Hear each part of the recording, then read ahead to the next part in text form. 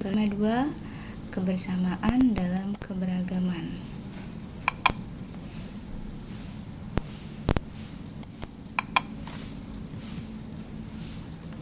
Nah, apa tujuan pembelajaran kita hari ini? Hari ini tujuan pembelajaran kita adalah kamu diharapkan mampu menjelaskan pentingnya kerjasama, kemudian berdiskusi dengan keluargamu tentang bentuk kerjasama, ya. Kemudian kamu akan mengidentifikasi formasi dari tarian Bungong Jempa. Nah, kita masuk ke pembelajaran yang kedua. Sebelumnya kita belajar tentang indahnya keberagaman budaya Indonesia. Ya, yuk kita lihat lebih jauh lagi. Di sini ada teks tentang tong sampah gotong royong. Wah, apa ya isinya? Yuk kita baca bersama-sama. Ada yang berbeda setelah senam pagi pada hari Minggu ini. Warga berkumpul dengan berbagai peralatan dan perlengkapan di lapangan kampung.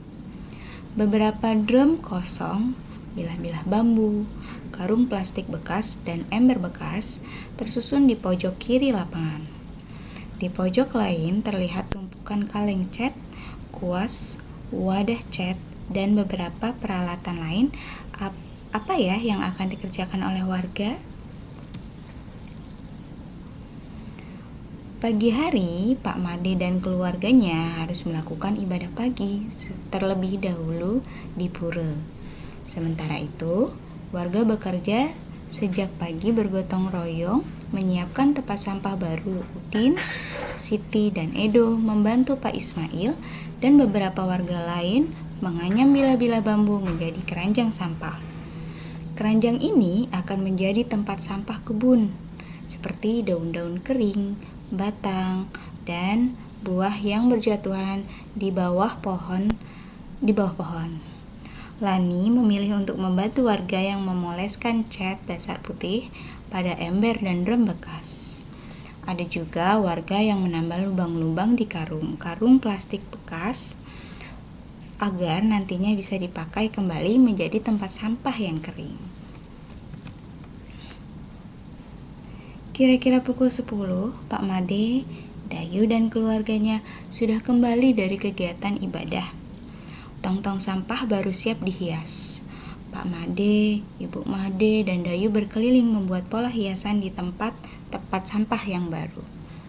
Lani turut membantu Dayu. Setelahnya, warga bergotong royong mengecat dan memperindah hiasan tempat sampah.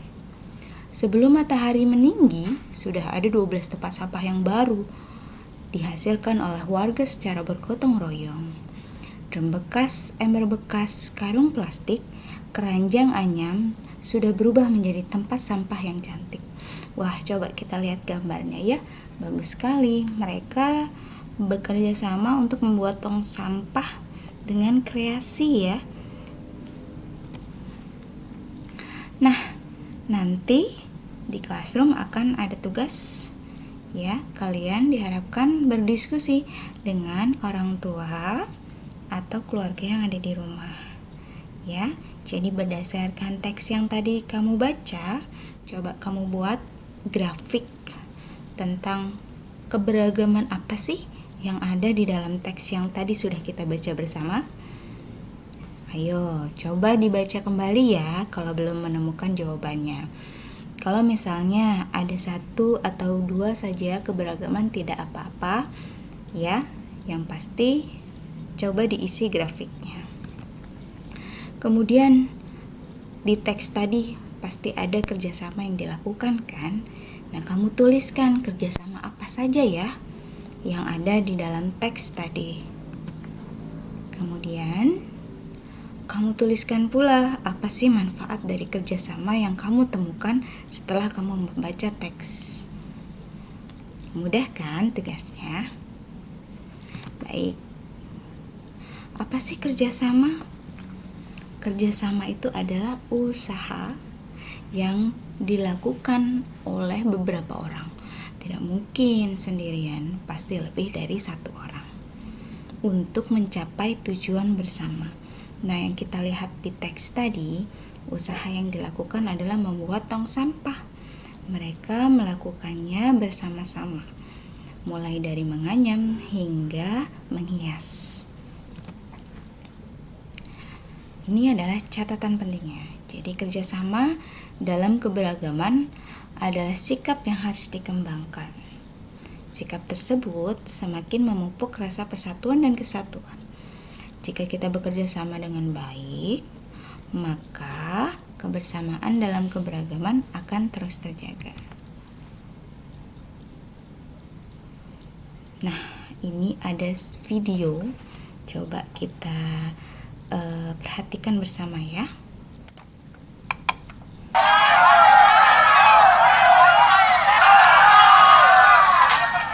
Bahu-membahu, ratusan warga Kelurahan Alepolea, Kecamatan Turikale, Kabupaten Maros memindahkan rumah panggung ini. Bermodalkan bambu yang diikat pada tiang rumah, warga berusaha menggesernya sedikit demi sedikit. Dalam bahasa Bugis, tradisi ini populer dengan sebutan mapalete bola atau pindah rumah. Tidak ada bayaran untuk jasa mengangkat rumah. Warga melakukannya secara sukarela. Secara spontan masyarakat itu datang ratusan orang.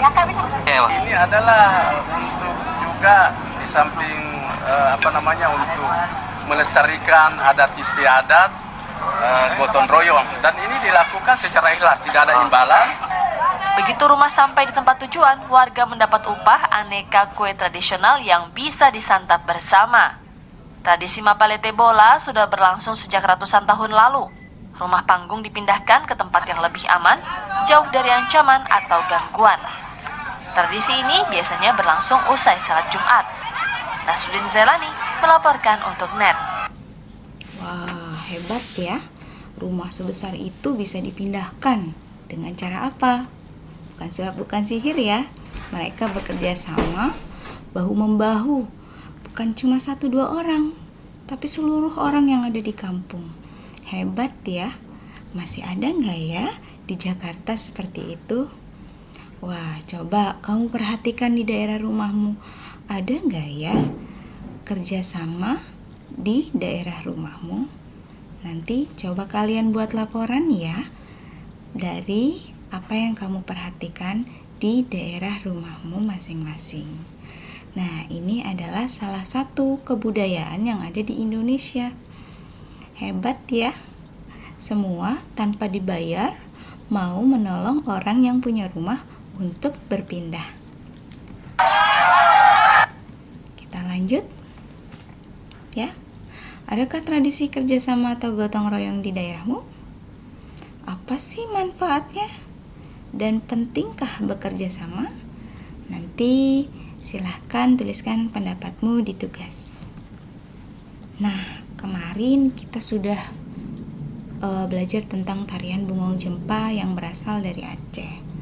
Ya, kalian juga sudah mempraktikkan tarian tersebut. Nah, hari ini kita akan belajar bagaimana formasi tari Bungong Jempa. Walaupun kalian menarikannya masing-masing, kalian tetap harus tahu apa saja bentuk formasi dari tari Bungong Jempa. Nah, formasi yang ada di dalam tarian itu tercipta karena adanya pola lantai. Apa sih itu pola lantai? Pola lantai adalah garis imajiner yang dilalui oleh penari dan dibentuk oleh formasi penari pada saat melakukan gerak tari. Garis imajiner itu apa ya? Nah, kalau kalian melihat sebuah tarian, kalian tidak akan menemukan sebuah garis yang ada di lantai ketika penari menari. Jadi, imajiner itu artinya sebenarnya tidak ada atau tidak tertuliskan, namun bisa kita bayangkan. Kita lanjut ya. Nah, ini adalah formasi gerakan pertama pada tari Bungong Jempa. Kalau kita lihat mereka seperti berbaris. Ini adalah pola lantai garis lurus. Ya. Kemudian kita lihat formasi gerakan B. Mereka berubah, yang tadinya di tengah maju ya sehingga berbentuk seperti huruf V atau huruf U. Ya. Ini juga salah satu formasi garis